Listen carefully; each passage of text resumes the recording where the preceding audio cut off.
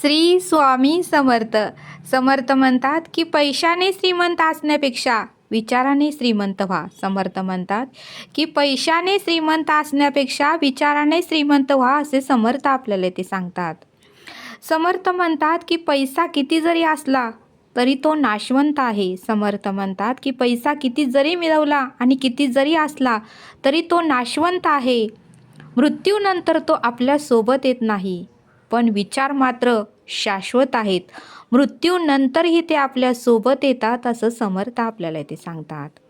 आणि म्हणूनच समर्थ म्हणतात की आपण आपल्या मुलांचा वाढदिवसाचा कार्यक्रम फार मोठ्याने करतो. आपण आपल्या मुलांचा वाढदिवसाचा कार्यक्रम फार मोठ्यानं करतो.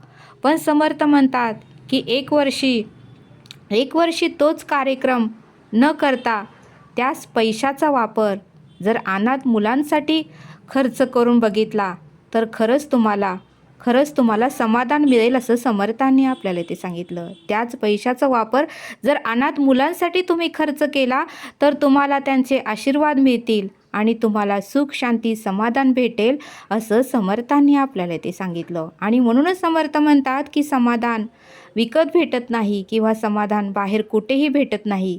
समाधान, सुख आणि शांती हे आपल्या कर्माने, आपल्या वागण्याने आणि आपल्या कृतीनेच प्राप्त होते, असं समर्थांनी आपल्याला ते सांगितलं. समर्थ म्हणतात की दुसऱ्यांचं नुकसान करून कधीही आपलं चांगलं होत नसतं. समर्थ म्हणतात की नेहमी लक्षात ठेवा, दुसऱ्याचं नुकसान करून कधीही आपलं चांगलं होत नसतं. सगळा कर्माचाच खेळ असतो. म्हणूनच समर्थ म्हणतात की झालेल्या गोष्टीची परतफेड केल्याशिवाय देवसुद्धा स्वर्ग दाखवत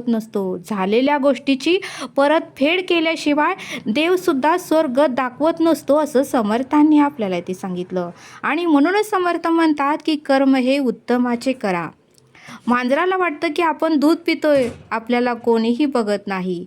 पण ज्यावेळेस त्याला मार बसतो त्यावेळेस त्याला कळतं की आपण दूध पिताना कोणीतरी आपल्याला बघत आहे. म्हणून समर्थ म्हणतात की आपल्यालाही वाटतं की आपण कर्म करतोय ते कोणीही बघत नाही, पण अंतरीचा आत्मा मात्र बघत असतो. म्हणून समर्थ म्हणतात की कर्म उत्तम करा. श्री स्वामी